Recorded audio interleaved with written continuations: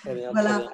Au nom du comité du Cercle des dirigeants d'entreprise, j'ai le grand bonheur de vous souhaiter la très cordiale bienvenue à ce jeudi PEPS qui reçoit Noam Yaron. Si vous êtes là ce soir, c'est parce que sans aucun doute, vous avez une âme d'aventurière ou d'aventurier, parce que Noam va nous expliquer sa dernière folie. Il en a eu quelques autres, mais en tout cas celle qui nous arrive pendant l'été. Alors, on va d'abord lui demander de se présenter, de nous présenter aussi son projet, et ensuite, vous pourrez in vivo lui poser des questions et en même temps vous présenter, nous dire qui vous êtes.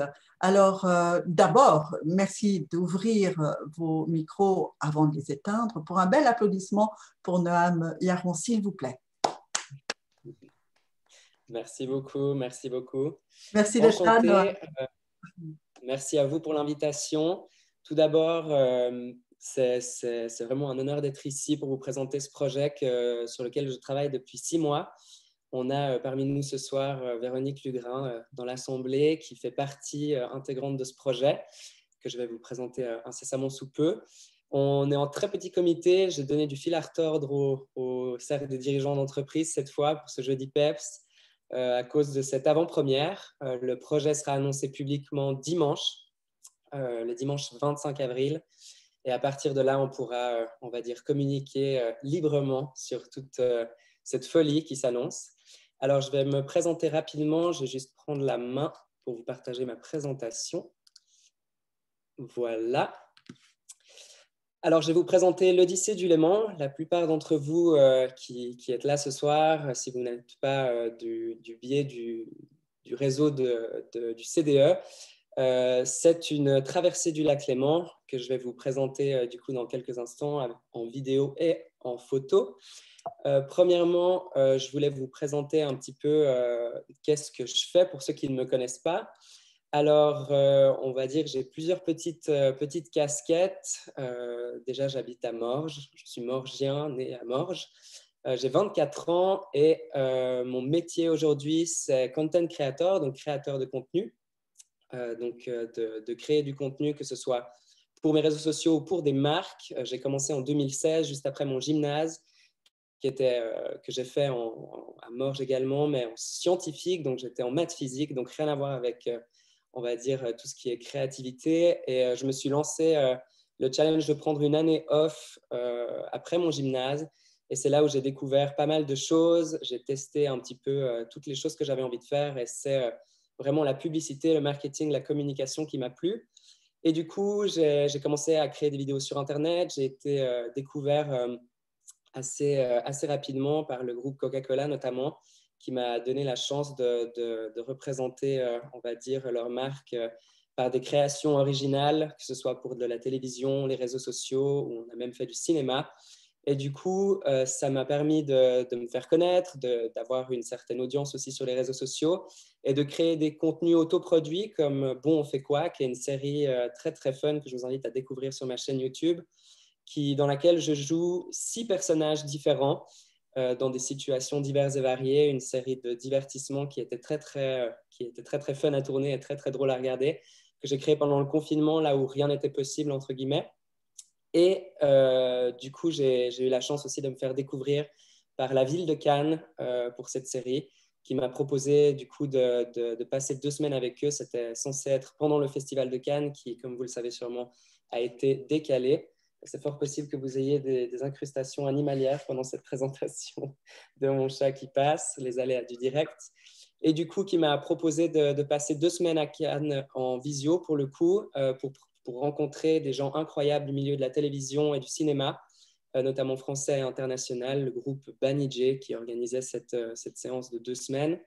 Et un autre projet aussi cinématographique que j'ai réalisé, qui s'appelle Deux Clous, qui a été réalisé en 2019 et pour lequel j'ai créé un crowdfunding et qui a eu un franc succès, qui a récolté 58 000 francs sur la plateforme Kickstarter, un record pour la catégorie cinéma en Suisse.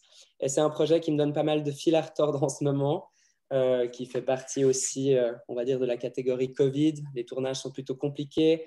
le développement de séries, on va dire fiction aussi, notamment en Suisse. Et donc, c'est un projet que j'ai dû mettre légèrement en pause pour me consacrer sur un autre. Et j'ai décidé de faire quelque chose sur lequel il n'y avait que ma personne qui en dépendait, entre guillemets. Et c'est cette Odyssée du Léman. J'ai vraiment comme passion la natation. J'ai commencé il y a plus de 15 ans maintenant. Et ça a été voilà, là où j'ai tout appris, autant sur ma personne, à compter, on va dire, les catels au fond des piscines. Ça forge le caractère, on va dire.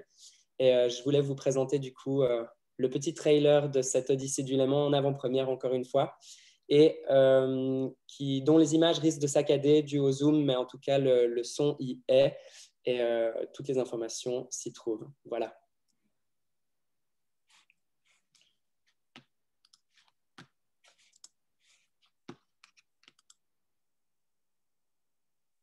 Alors, attendez. Problème technique. Ça y est, il est l'heure de partager avec vous l'un de mes rêves. Un rêve que j'ai dans la tête depuis tout petit. J'ai commencé la natation à l'âge de 10 ans et depuis, cette passion pour l'eau ne m'a plus jamais quitté. J'ai même le souvenir qu'un soir, au bord du lac là où j'ai grandi, j'ai regardé mon père et je lui ai dit « Papa, j'aimerais bien faire un senior. » Ah, mon petit Noam, je crois que ton rêve va enfin se réaliser. Ça fait maintenant plusieurs mois que je m'entraîne, entouré d'une équipe de professionnels afin de préparer cet été la traversée du lac Léman à la nage.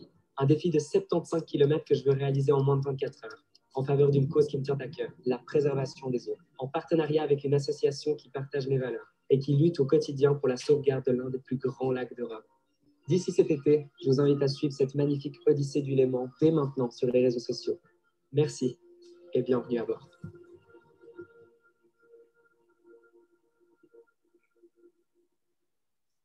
Ça y est. Très bien. Donc maintenant que vous avez découvert, on va dire, la globalité du projet, je vais vous présenter rapidement quelques détails. Donc l'Odyssée du Léman, c'est quoi? C'est très très simple. Ça consiste en un sportif, moi-même, qui va traverser du coup le lac Léman dans le point le plus à l'est jusqu'au point le plus à l'ouest, donc de Villeneuve jusqu'à Genève. Donc c'est 75 km environ, ça peut varier en fonction des courants et de la trajectoire qu'on va utiliser. Mais une des premières, c'est de le faire en moins de 24 heures. Pour l'instant, 2 personnes, à ma connaissance, l'ont réalisé. Il y a un record qui date de 30 ans en arrière, qui a été réalisé par un Suisse, qui a été battu il y a 4 ans, même 5 ans, en 2016, par un Espagnol qui l'a fait en 22h39. Et du coup, c'est un record qu'on va essayer d'aller chatouiller et en tout cas de s'y approcher et d'aller en moins de 24 heures si possible. Et une cause pour laquelle je souhaitais réaliser cet événement, donc la préservation des eaux, d'où notre collaboration avec une association que je vous présenterai plus tard. Je vous ai dit que j'étais seul. Finalement, en fait, pour arriver à un tel exploit, on n'est jamais vraiment seul.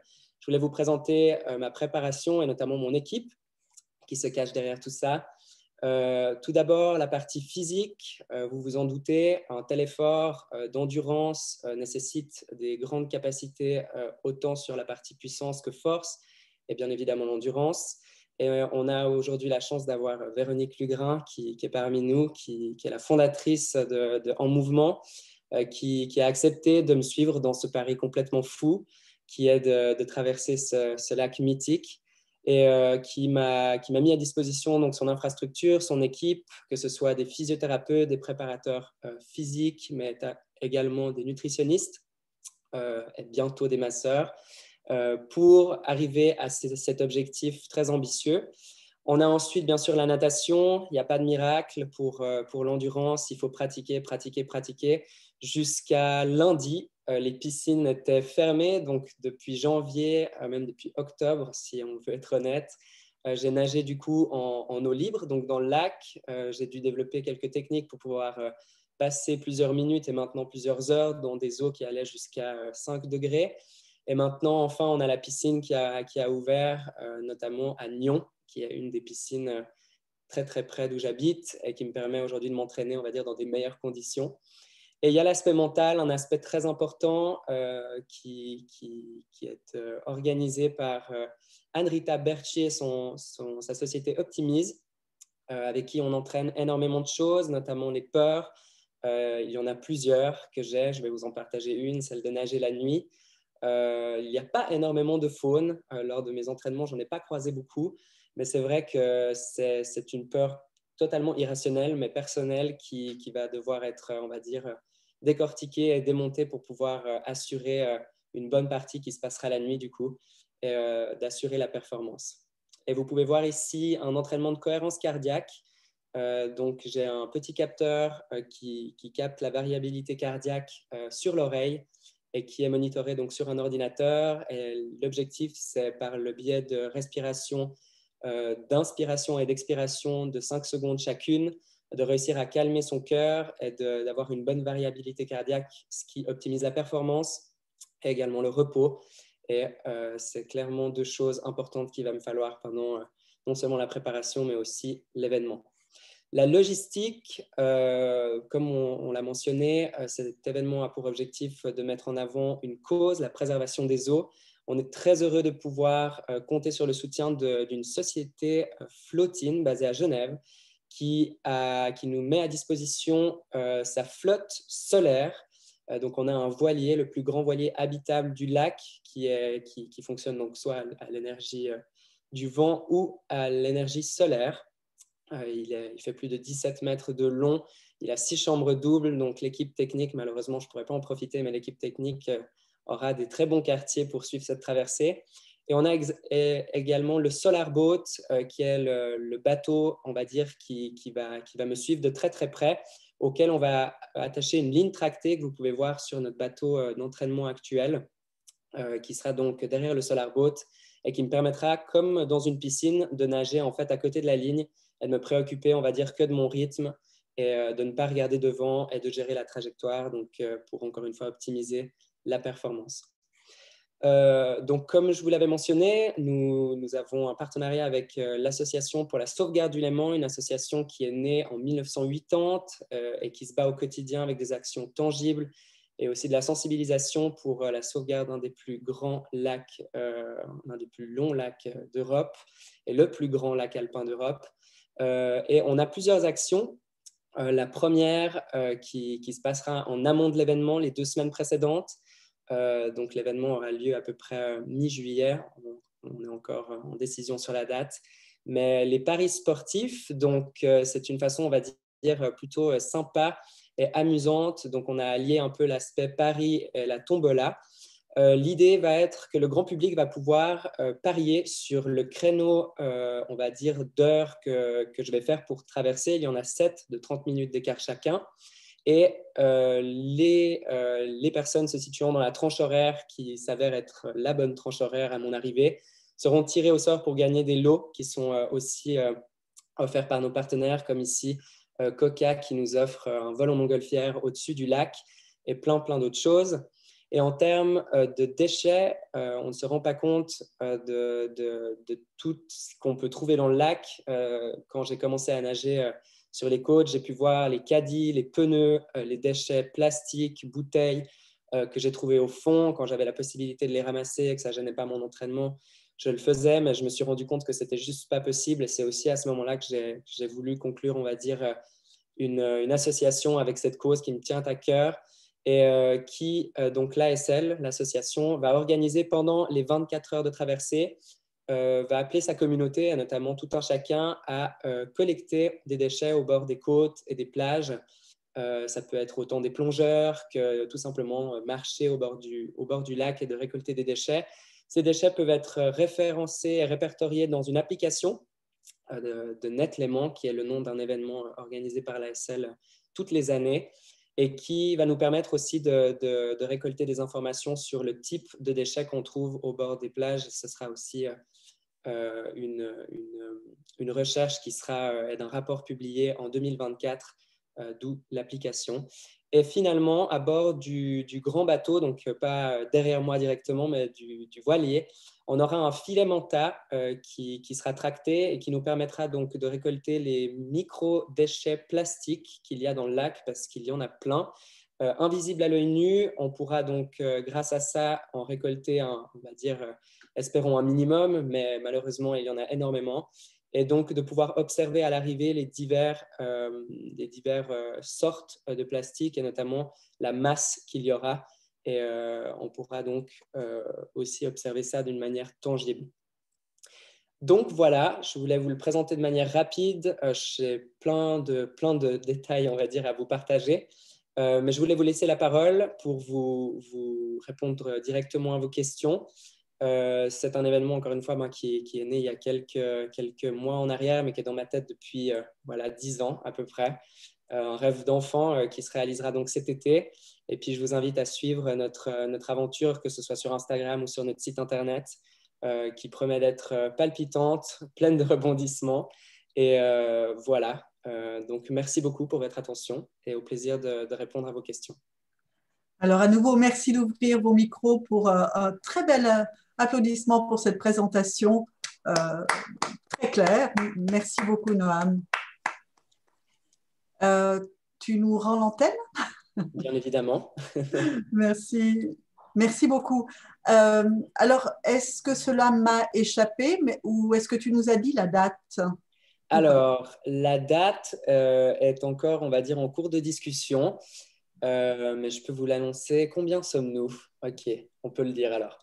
On sera donc à peu près entre le vendredi 16 juillet et le dimanche 18 juillet. C'est une semaine avant les Jeux Olympiques. On voulait aussi avoir la possibilité, on va dire, de communiquer et d'agrandir, on va dire, la portée de notre action, et notamment de l'événement. Et c'est vrai que c'est à peu près le moment le plus lointain jusqu'à maintenant, puisqu'on a été aussi très retardé par les températures qui ne me permettent pas forcément de nager autant que je veux en lac, et le Covid, bien évidemment, qui m'a fermé l'accès aux piscines jusqu'à très récemment. Donc, voilà pourquoi cette date. Et voilà, on va choisir le meilleur créneau de 24 heures sur ces 3 jours. Et dans le cas où on aurait des problèmes graves de météo ou de préparation ou de blessures, ça pourrait être décalé du coup au mois d'août, ce que j'espère pas forcément, parce que c'est vrai qu'on a tout un planning d'entraînement qui est suivi, on va dire, de manière très très stricte, et j'espère pouvoir arriver à mon plein potentiel à ces dates-là. Merci beaucoup. Alors, Véronique Lugrin, peut-être, quelle aventure cet entraînement? Vous voulez nous en dire un mot peut-être? Oui, bonsoir. Oui, c'est un entraînement qui est assez particulier, comme tout entraînement sportif. Donc, le centre en mouvement que j'ai fondé il y a 7 ans, c'est un centre qui est vraiment dédié à l'activité physique et aux performances artistiques. Donc, on travaille avec les amateurs et les professionnels pour des projets ambitieux comme celui de Noam. Donc, on suit, par exemple, Ballet Béjart. On a déjà été plusieurs fois aux Jeux Olympiques, par exemple, avec Mathilde Gremaud ou bien Stéphanie Hernandez. Donc, on fait vraiment du haut niveau et on essaie de mettre nos services au service aussi des amateurs et des amateurs ambitieux qui ont des rêves à réaliser, comme Noam. Donc, pour nous, c'était en soi pas quelque chose de compliqué à organiser, mis à part l'aspect entraînement à cause du Covid. Et je pense que ce qui est fondamental là, pour Noam, c'est vraiment d'avoir une équipe autour de lui où on prend en considération l'ensemble des besoins qu'il a. Et c'est les besoins physiques, c'est les besoins nutritionnels, c'est les besoins de récupération, c'est les besoins d'entraînement. Et puis qu'on puisse un petit peu soutenir cet aspect-là pour aller optimiser sa performance. Et surtout, pour moi, ce qui était le plus challenge et qui est le plus challenge, c'est de ne pas l'épuiser et de ne pas qu'il se blesse. Et ça, c'est pour nous... Alors moi, je suis physiothérapeute de formation et ensuite, j'ai fait un master en entraînement et préparation physique. Et c'est pour moi mon grand challenge lors de ces activités-là. C'est de faire tout en sorte que les personnes puissent avoir une performance qui est saine et sans blessure pour la tête et pour le corps. Donc voilà, c'est un beau challenge et on est très content de pouvoir soutenir Noam dans ce parcours. Merci beaucoup, Véronique. Vous êtes basée sur... On est à Lausanne. À Lausanne. On est à la place Chaudron à Lausanne, en face de la Migros des Terreaux.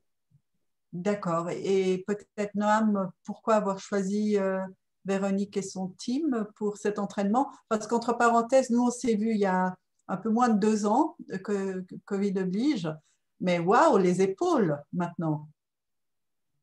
Alors, ouais, et il va falloir les élargir encore un petit peu. Non, c'est… Alors, Véronique, on s'est rencontrés dans le cadre de ma formation. J'ai fait un bachelor en marketing et communication et le centre de Véronique était l'un de mes cas d'école. Donc, un travail que j'ai dû faire dans le cadre de ma formation où il fallait développer du coup leur communication et leur action, on va dire, sur les réseaux sociaux pour les faire connaître et notamment développer leurs activités. Et du coup, j'ai passé pas mal de temps sur leur dossier, donc voir un petit peu l'histoire du centre, de voir que c'était aussi une histoire personnelle et aussi très touchante. Et du coup, on a essayé à l'époque, mes camarades et moi, à l'université, de développer tout ça. Et du coup, on s'est suivi sur LinkedIn, un peu comme vous et moi finalement, Enza. Et quand j'ai eu cette idée de projet, je me suis dit, il faut absolument que je trouve la bonne personne et d'avoir pu travailler, on va dire, sur un projet avec eux de manière académique. Je me suis dit, bah, je connais personne de mieux placé pour me guider. Et il me semble, sauf erreur, Véronique, dis-moi si je me trompe, mais je pense que je lui ai envoyé le mail le matin et 2 heures après, on était au téléphone à discuter pendant 1 heure de comment, qui, quoi, quand. Donc, je pense que c'est avant tout un projet, voilà, un rêve, une passion. Et je pense que Véronique partage aussi la passion pour le sport et aussi le sport bien réalisé, bien fait, avec une préparation, voilà, comme on peut dire, aux petits oignons et complètement personnalisée et qui me permet aujourd'hui d'évoluer très, très bien. Et j'ai fait de la natation à haut niveau pendant 10 ans et je n'ai jamais été aussi bien encadré. Il y a des hauts et des bas, ça fait partie du projet qu'on ne gère pas. Des soucis de santé, un petit attraper froid, ça fait partie du jeu. Et c'est vrai que c'est vraiment une optimisation constante. Et c'est ces petits pourcents d'optimisation qui font la différence. Et je me réjouis vraiment de pouvoir les mettre à profit quand il fera un petit peu plus beau et de pouvoir commencer à faire des très, très longues sorties en lac qui seront aussi bien documentées sur les réseaux sociaux et jolies à voir. Les couchers de soleil depuis le lac, c'est toujours sympa. Merci beaucoup, Noam. Alors, je vais vous passer la parole dans très peu de temps. Comme ça, vous pouvez vous présenter, nous dire qu'est-ce qui vous intéresse, poser une question ou simplement donner une suggestion, un avis. Voilà. Mais juste encore une question pour ma curiosité, Noam. Est-ce que tout ça sera filmé, suivi? Est-ce qu'on pourra te suivre pendant tes 24 heures Alors, ou pas? vous me connaissez hein, maintenant, on va dire le contenu, la vidéo, la photo, c'est aussi une de mes passions et de mes spécialités. On est en discussion avec pas mal de partenaires, notamment des partenaires médias bien connus qu'on ne peut pas encore communiquer à l'heure actuelle, mais avec qui on est en négociation.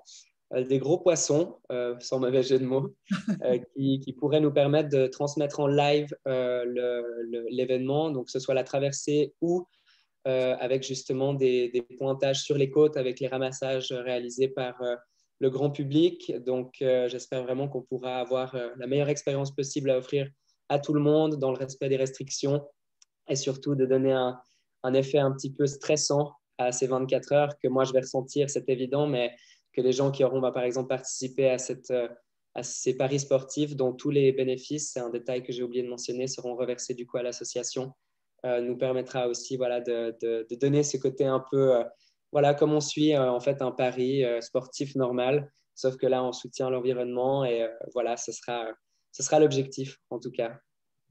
Merci beaucoup. Alors, au hasard hein, de Claude Laville, qui nous vient du Jura, qui choisit vraiment les visios auxquelles il vient. Donc, s'il est là, c'est son âme d'aventurier qui a dû parler. Veux-tu te présenter et poser ta question? Alors, Claude Laville, comme l'a dit Enza, je viens du Jura, je suis responsable de l'antenne jurassienne du CDE. J'ai 2 sociétés, une société qui organise des événements et puis une autre qui produit de la Damas Bull festif, hein, toujours à boire à la sortie de belles victoires après cette balade. Qu'est-ce qui m'intéresse? C'est vrai que j'ai toujours été un petit peu intéressé à ça. J'avais fait Satursan-Avignon à la rame hein, à l'époque, un peu plus jeune, un peu plus léger aussi. J'ai un projet de faire, j'ai 65 ans cette année, de faire 65 km à pied, un peu plus que 24 heures quand même. Voilà, et j'ai toujours été extrêmement admiratif de ceux qui ont le courage de se lancer dans des défis de ce type-là, parce que je n'ai pas cette force mentale, moi, pour y arriver, pour le faire, que ce soit ceux qui vont en montagne, que ce soit, j'ai suivi le Vendée Globe, etc. et tout, je suis toujours admiratif. Et j'étais curieux de savoir comment, j'étais aussi, j'avais travaillé avec Silke Pan, là, je ne sais pas si vous connaissez, celle qui est, enfin, elle est paraplégique, et puis elle fait du handibike, etc. et tout. Elle s'est fait un défi. Elle a fait des défis des lacs l'année passée. Je crois que c'est l'année passée, plutôt, il y a peut-être 2 ans quand même. Le Covid a passé par là. Et j'ai toujours été admiratif de ce qui peut motiver quelqu'un d'aller jusque-là. Et je trouve que ce défi de faire à la fois pour la nature et puis sportif, allier ça, c'est ce combat de cette jeunesse pour cette nature, et ça me fait énormément plaisir. Merci beaucoup. Alors, c'était des questions aussi sur la préparation. C'était ça qui m'intéressait, de savoir comment maintenant tu vas aborder dans ces eaux qui ne sont pas forcément très, très chaudes encore. Comment tu vas t'entraîner, quelles sont les distances que tu fais, comment tu rythmes tes entraînements dans l'eau du lac. Alors, merci beaucoup pour ta question.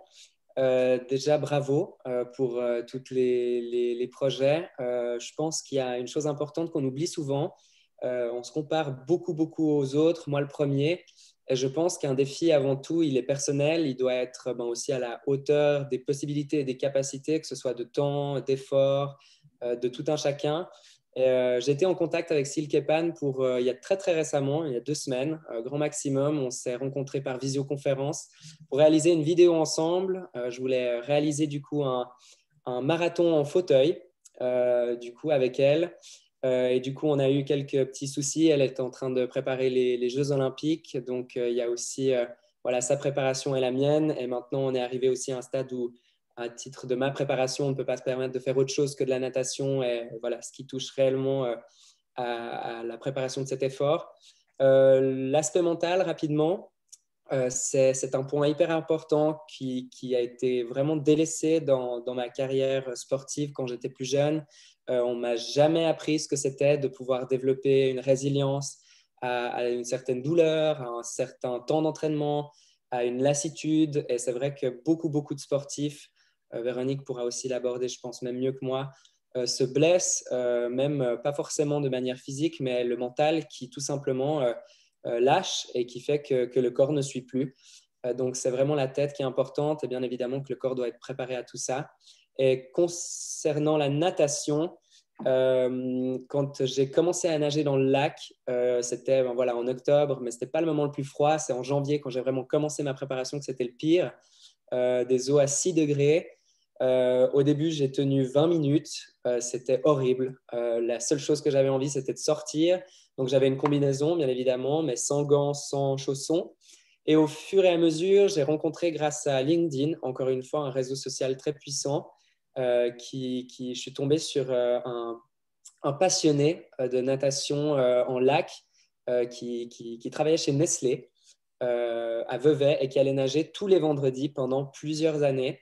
Et peu importe le temps, la période, etc., il allait tous les vendredis et il m'a accueilli chez lui, du coup, un peu spontanément. Et il m'a appris, donné pas mal de techniques, notamment au niveau de la respiration, pour pouvoir réchauffer son corps dans l'eau. Et c'est des techniques auxquelles je me suis dit, bon, c'est quand même spécial, respirer pour se réchauffer, et qui, en fait, au fur et à mesure, ont fait réellement la différence. Et notamment en termes de matériel, il m'a prêté du coup ses chaussons et des gants qui font que les extrémités ne gèlent pas. C'est aussi bête, mais à des températures pareilles, on peut se blesser. Il peut y avoir des très mauvaises surprises. Et notamment plein de techniques avec la tête. La tête, c'est là où on perd le plus de chaleur. Donc, tout simplement, voilà, avoir un double bonnet et de le tirer le plus loin possible pour éviter la perte de chaleur au niveau du front. Et on peut aussi mettre une cagoule, ce que j'ai décidé de ne pas faire par aussi souci de mobilité de la nuque et de frottement. Mais voilà, il y a plein de possibilités. C'est vraiment une question d'adaptation. C'est ces petits pourcents, encore une fois, qui font la différence. Et voilà, moi, je me réjouis énormément de pouvoir de continuer ces entraînements. Pour l'instant, je suis à 2 heures maximum dans l'eau à une température à peu près de 7 degrés. Je pourrais aller plus loin. C'est toujours plus sympa quand il y a des beaux jours, la température extérieure, même le soleil font aussi envie. L'eau est transparente, l'eau est magique par rapport à l'été où il y a plus de trafic, notamment plus de monde et plus de résidus, notamment de crème solaire et de plein de choses. Donc voilà à peu près, on va dire, les informations. Et puis normalement, dans quelques jours, j'aimerais bien le faire ce week-end, mais les vents ne sont pas vraiment avec moi. J'aimerais bien traverser le lac en largeur. Donc c'est à peu près 13 à 14 km entre Morges et Évian. On a un de nos sponsors qui est là-bas et je me suis dit c'est une bonne occasion d'aller le voir et de coupler ça avec un entraînement. Et ça fait plusieurs semaines que je le décale par souci aussi de santé. J'ai attrapé un peu un petit rhume, une petite grippe qui m'a mis, on va dire, à terre pendant 10 jours, donc assez compliqué. Mais voilà, c'est à peu près ce qui est prévu et d'aller de plus en plus loin. On a aussi 2 répétitions générales qui sont prévues avec tous les bateaux, toute l'équipe qui va nous permettre de vraiment vérifier aussi nos périodes de nage et de repos. Et du coup, voilà, un grand sujet qui est la logistique et la préparation. Mais voilà. Merci beaucoup, Noam. On va tenter de faire intervenir tout le monde. Alors, merci pour des questions un peu plus brèves, pour des réponses, malgré ta passion, Noam, un peu plus brèves aussi, mais je sais. Alors, Marisa Trecani, alors, Marisa connaît bien le lac parce qu'elle a plongé pendant très longtemps. Alors, Marisa. Bonsoir Noam, moi je suis fascinée et admirative parce que je plonge au lac été comme hiver normalement. Là je suis en arrêt pour une question de santé. C'est une eau très froide et même quand on a une combinaison étanche, quand on est au fond, c'est assez impressionnant. Donc je ne sais pas comment tu tiens, je suis très mauvaise nageuse. En dehors de ça, on peut être plongeuse en étant très mauvais nageur. C'est paradoxal, mais c'est comme ça.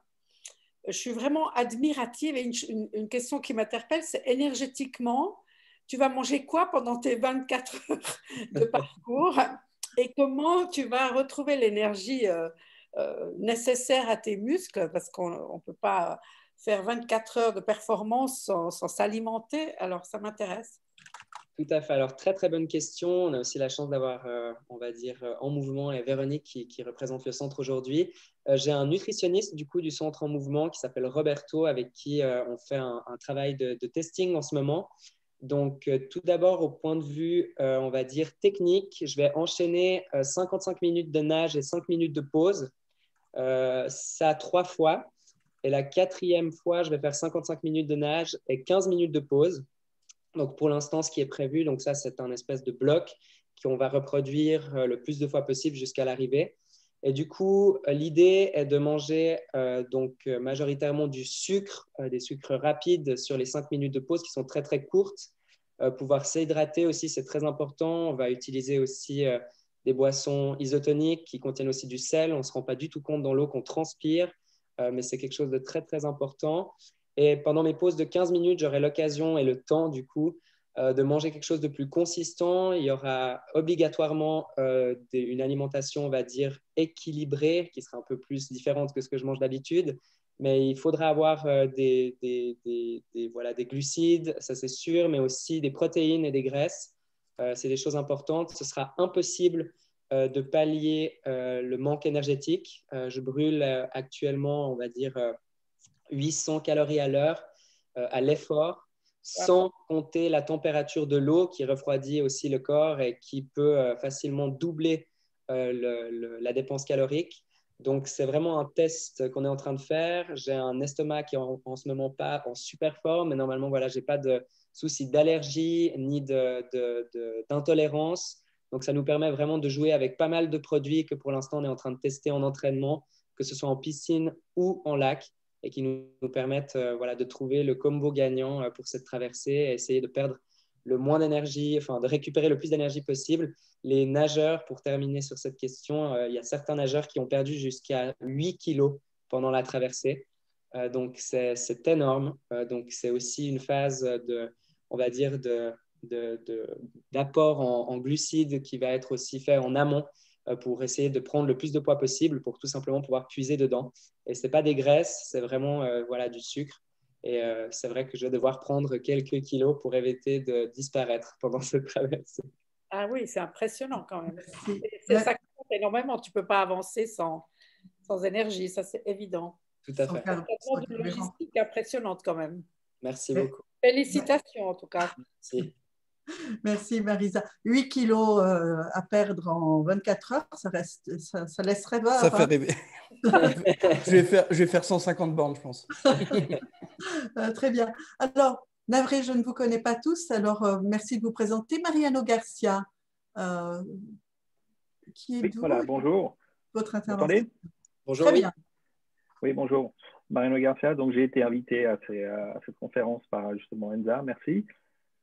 Donc la question que j'avais, c'est, donc on parle de 24 heures, c'est 24 heures non-stop ou c'est, comme vous racontiez, il y a un moment donné, il y a un moment de pause pour manger, 24 heures, c'est ce que vous avez le temps de dormir, donc est-ce qu'on arrête par exemple pendant 1 heure, on arrête le temps et on repart? Comment ça se passe? Alors, très très bonne question. Non. Alors, jusqu'à maintenant, il y a eu à peu près, sauf erreur à ma connaissance, 10 tentatives de traversées qui ont abouti à l'arrivée. Il y en a plein qui ont essayé et qui se sont fait arrêter par les courants notamment.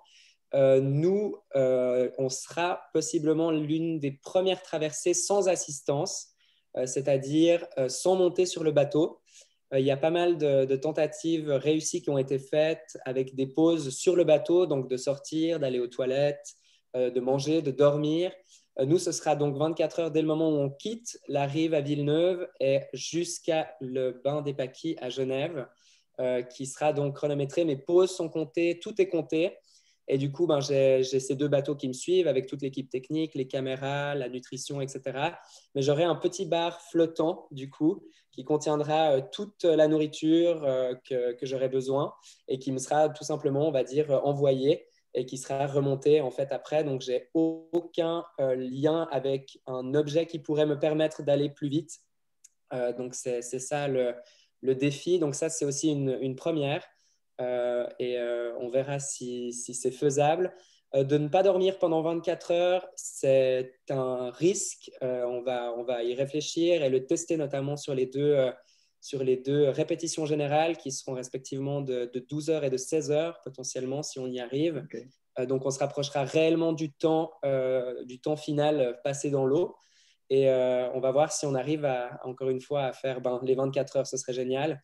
Et surtout de passer, on va dire peut-être à être le nouveau record de cette traversée, ce serait génial. Mais voilà, le temps effectué par l'Espagnol en 2016 est vraiment, vraiment bon. C'est quelqu'un qui a fait énormément de traversées et qui a des records sur pas mal d'entre elles. Donc voilà, on va essayer d'aller chercher ça. Mais voilà, c'est un sujet encore une fois très, très complexe qui s'optimise de jour en jour, mais que je vous invite aussi à suivre du coup autant sur LinkedIn que sur Instagram. On communiquera très, très précisément sur ces aspects-là pour amener, on va dire, toute ma communauté et puis les gens qui sont intéressés à être informés sur tout ça. Donc le record de l'Espagnol a aussi été fait non-stop.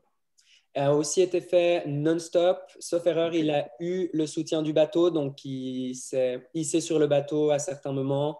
Il a utilisé l'assistance du bateau, ce qui n'enlève en rien, on va dire, la performance, mais qui, en point de vue record, n'est pas autorisé.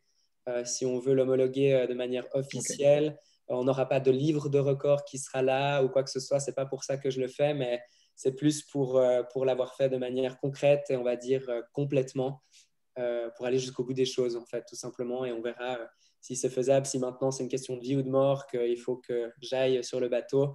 Je le ferai, bien évidemment.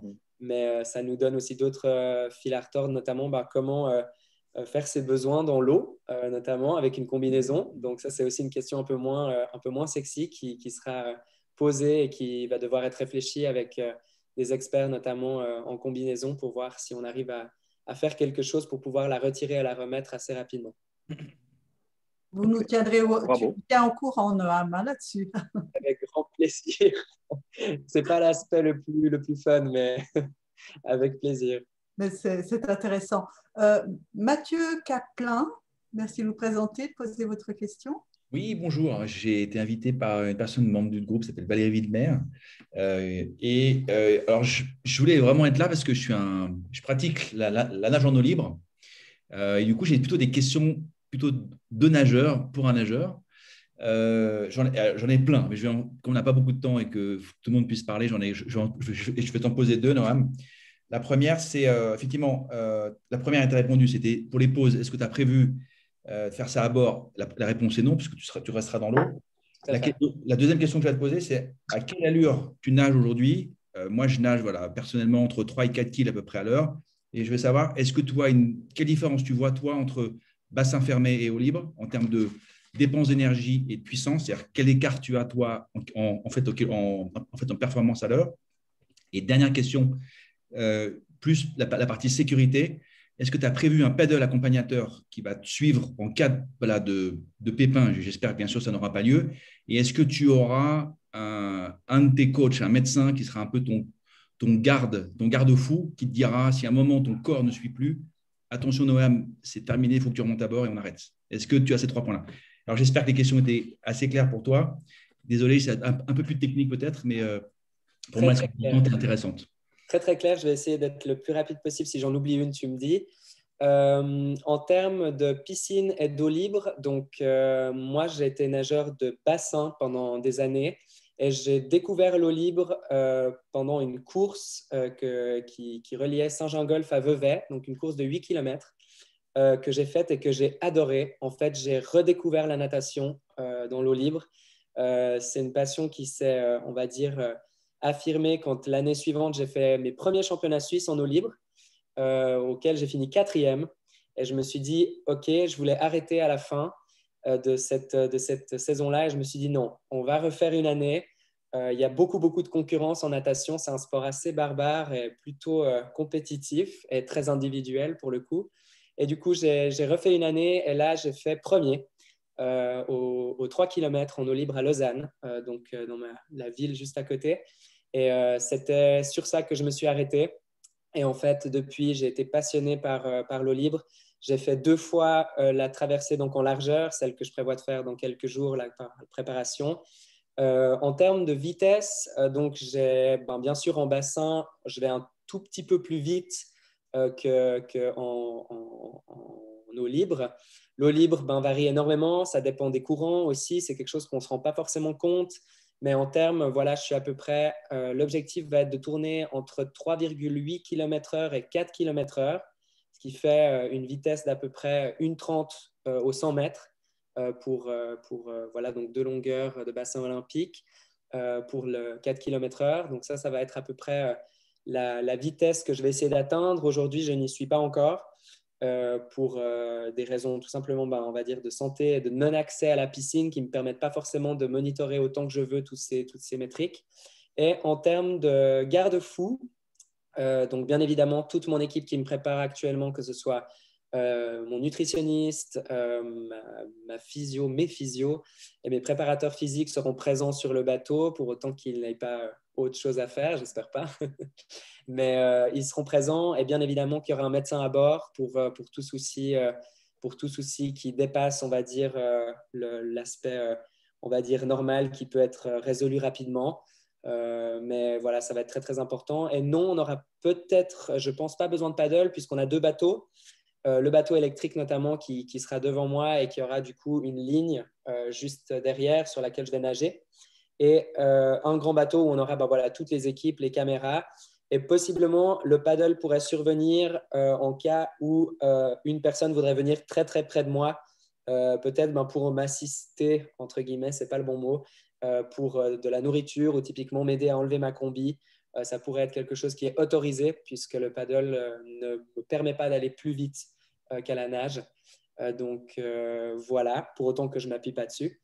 Et c'est à peu près tout, il me semble. Dis-moi si j'ai oublié quelque chose. Et tu peux me poser toutes les questions si jamais en privé, si jamais, je me ferai un plaisir d'y répondre. Et puis, voilà. Ok, c'est ce que je ferai. Et j'ai vu que tu habites Morges, hein, Noam, je crois. Exactement. Ouais, Exactement. Moi aussi, du coup, je nage très souvent. Je pense que. Voilà. Et effectivement, alors après, à titre perso, juste faire un tout petit peu de pub, mais j'ai lancé le projet aussi un projet très similaire, mais en groupe, de relier Château de Chillon à Genève le 27 août prochain, 27, 28, 29 août, avec 100 nageurs. Donc, on va faire 100 km parce qu'on va faire des. Donc, en fait, on va le long du Rive. Enfin, en fait, on ne fait pas le croissant du centre. En fait, on longe le bord et on va récolter de l'argent pour les enfants touchés par le cancer. Voilà. C'est juste les petites. Mais du coup, on en reparlera à un autre moment parce que si tu veux venir nager, ça va avec grand plaisir. Mais on en reparlera. Avec grand plaisir. Super, Mathieu, bravo, bravo. Peut-être on aura l'occasion d'y revenir avec le cercle des dirigeants. Il nous reste à peine une quinzaine de minutes. Il faut que tout le monde intervienne, donc vraiment un peu plus court, s'il vous plaît. Désolé. Alors, Vincent, passionnant. pardon. Merci beaucoup. Je vais tenter de ne pas écorcher Kolchik. Kolosik, plus simplement. Alors voilà, donc moi c'est Vincent Kolosik, j'habite dans le Doubs, à côté de Mèche. Je suis travailleur frontalier, je travaille dans une société qui est dans l'automobile à Sensbo. Donc je ne sais même plus comment j'ai découvert Noam, mais ça fait un moment que je le suis et j'avouerai que je suis plus là par curiosité, sans forcément avoir de questions particulières à lui poser, donc je vais aller très vite. Et en tout cas, voilà, je voulais juste te dire que tu as tout mon soutien et que voilà, je suis avec toi de tout cœur et puis voilà. Merci beaucoup, merci beaucoup. Un joli encouragement. Merci beaucoup. Vous nagez aussi, Vincent? Oui, un petit peu en piscine, mais plutôt bébé baigneur que nageur comme Noam en tout cas. Très bien. Gérard Zévi, alors en montagne. Merci d'être là. Oui, bonsoir. Je trouve le projet absolument passionnant et j'aurais voulu que vous commentiez un petit peu sur la contribution qu'a joué à votre développement en natation, la pratique de la compétition, dont je suppose que vous avez été un adepte dans votre jeunesse et en tant qu'ado. Alors, tout à fait. Alors, je vais y aller très rapidement.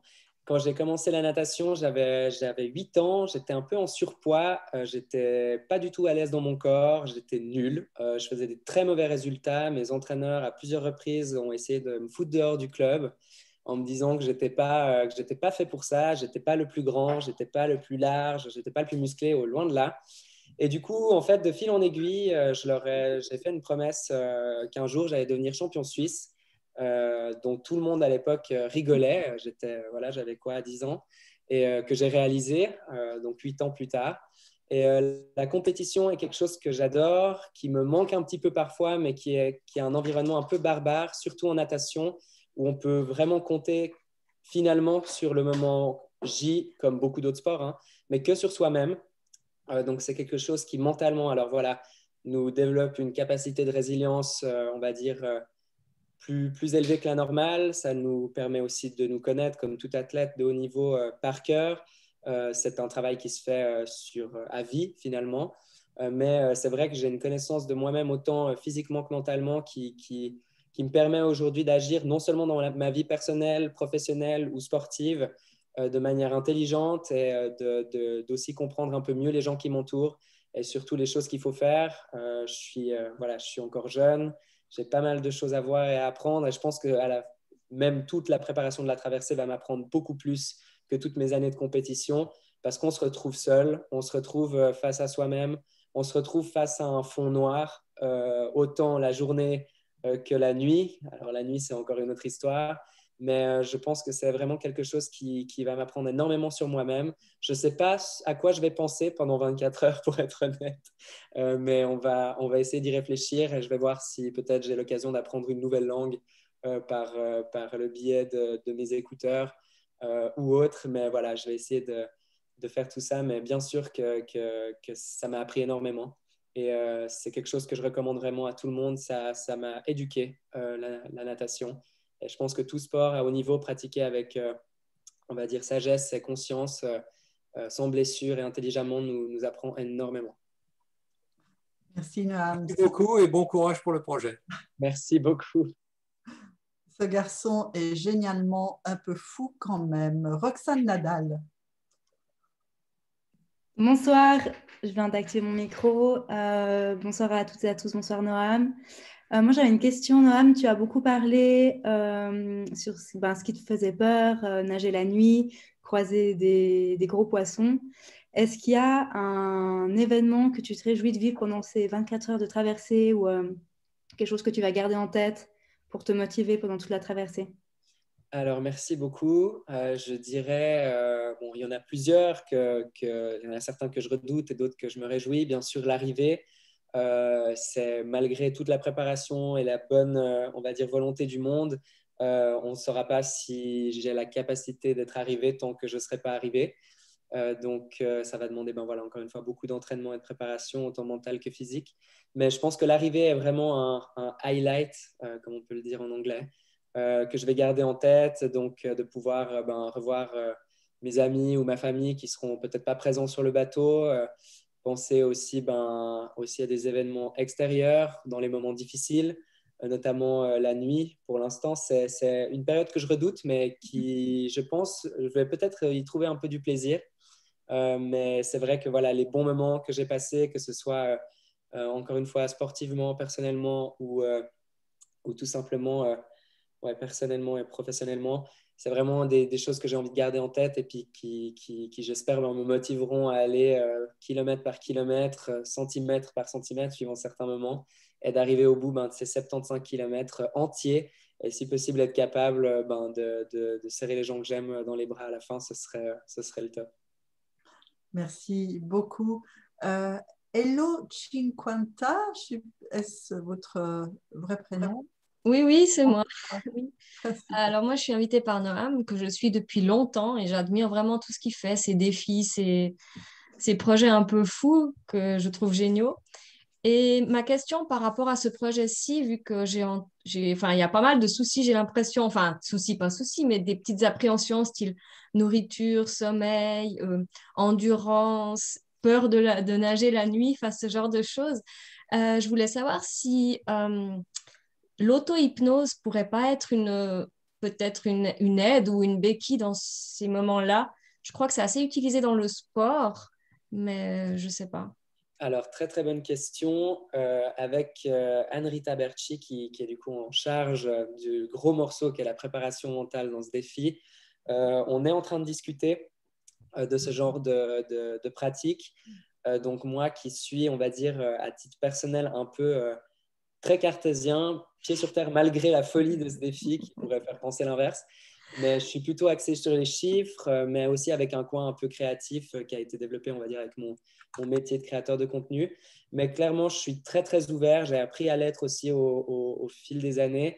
Et je suis vraiment très ouvert à ce genre de choses. Je suis un peu perplexe, c'est-à-dire que je n'ai jamais vraiment testé. Je me suis déjà fait hypnotiser une fois pour une vidéo, et d'ailleurs même par Mesmer, quelqu'un de très connu, lors d'un spectacle où j'ai été choisi pour monter sur scène. Et il m'a fait faire des choses que j'aurais jamais pu faire, on va dire, en pleine conscience. Donc, j'y crois complètement. Et je pense que ce sera clairement quelque chose qui sera abordé. Pour l'instant, on n'a pas encore eu l'opportunité de nager la nuit pour des raisons techniques et notamment de température. Il fait encore un peu trop froid. Et on cherche aussi la possibilité d'illuminer la ligne d'eau qui sera tractée derrière nous pour pouvoir avoir une visibilité, que ce soit très grande ou réduite, pour pouvoir voir où on va, tout simplement. Et donc, c'est clairement quelque chose qu'on envisage. C'est une pratique vraiment que j'appréhende, donc positivement et négativement. Je ne sais pas trop qu'est-ce que ces personnes-là font, mais c'est assez magique. Donc, je me réjouis de possiblement aussi documenter ça et de le partager parce que c'est vrai que c'est pas souvent, c'est quelque chose qu'on ne voit pas souvent. Donc, voilà. Cool. Formidable. Je crois que tout le monde a pu intervenir. Alors, Noam, peut-être en guise de conclusion, l'heure a passé à une vitesse supersonique. Peut-être nous dire, si nous rencontrons quelqu'un d'ici là, comment on peut encore t'aider. Voilà. Très bonne question, merci. Alors, comme ça n'a pas forcément été abordé, mais ce projet, bien sûr, n'aurait jamais pu naître sans les partenaires qu'on a, entre autres en mouvement, qui est le centre, encore une fois, pluridisciplinaire à Lausanne, et plein d'autres sociétés. On a la chance d'avoir des sponsors incroyables qui nous permettent aussi financièrement de contribuer à tout ça, que ce soit de manière financière ou aussi en contrepartie, comme le bateau par exemple, qui coûte extrêmement cher, que ce soit en amortissement ou même de traverser le lac dans un sens avant de le retraverser dans l'autre, et ce plusieurs fois avec toutes nos nos répétitions. Mais on est toujours à la recherche de sponsors. L'événement actuellement peut avoir lieu avec tout le soutien qu'on a trouvé. Mais bien évidemment que plus on a de ressources financières, plus on va pouvoir étendre notamment notre action qu'on a pour la protection des eaux. Et notamment, bien sûr, si vous pouvez partager ce qu'on publie, réagir, nous poser vos questions, nous aider à faire chauffer un peu l'algorithme de ces réseaux sociaux, c'est toujours le bienvenu, ça ne coûte pas cher et c'est gratuit. Et surtout, on a mis en place pour créer un certain mouvement, que ce soit pour cet événement, mais aussi pour la protection des eaux. On a réalisé du coup des hoodies, donc des pulls comme j'en porte un aujourd'hui, qui sont 100% fair trade, vegan, organique, avec du coton du coup bio et du polyester recyclé, qui sont brodés. Du coup, on a 3 couleurs et qui sont brodés avec un artisan local basé à quelques centaines de mètres de chez moi. Donc, on fait marcher le commerce local et tous les bénéfices du coup de ces hoodies seront utilisés du coup pour le projet. Donc, voilà à peu près les différentes manières qu'il y a. Et donc, si vous avez le temps de faire l'une de ces choses, et notamment si vous connaissez quelqu'un au milieu d'une entreprise qui souhaiterait profiter de cet événement pour on va dire, illustrer son entreprise dans un cadre durable et environnemental et avec ses petites valeurs sportives, c'est avec plaisir. On prend volontiers vos recommandations de ce côté-là. Voilà. Merci beaucoup, Noam. Merci d'ouvrir vos micros pour un très, très chaleureux applaudissement pour Noam, s'il vous plaît. Bravo. Merci. Bravo, félicitations, courage. Bravo, Noam. Après, il ne manquera plus que Toon, Constance. Doucement, doucement. Tu devrais vérifier pour savoir si quelqu'un a déjà fait ça. Alors, oui, je pense Les 5 que oui. lacs. Après, alors, il y a, sauf erreur, un nageur qui a fait la tournée, je ne crois pas qu'il a terminé parce qu'il y en a beaucoup, de traverser tous les lacs de Suisse. Il y en a plusieurs centaines, sauf erreur. Autant des très petits, des flaques, que des très grands, comme le lac Léman. Je ne sais pas quelle est on va dire la règle qui fait qu'on traverse un lac, parce qu'on peut traverser le lac Léman en faisant 1 kilomètre, ou même moins. Donc, je ne sais pas comment ils calculent ça, mais j'ai vu qu'il y en a certains courageux, même plus courageux que moi, qui font ça. Donc, voilà, dans des températures aussi qui sont parfois proches de 0 sur certains lacs de montagne.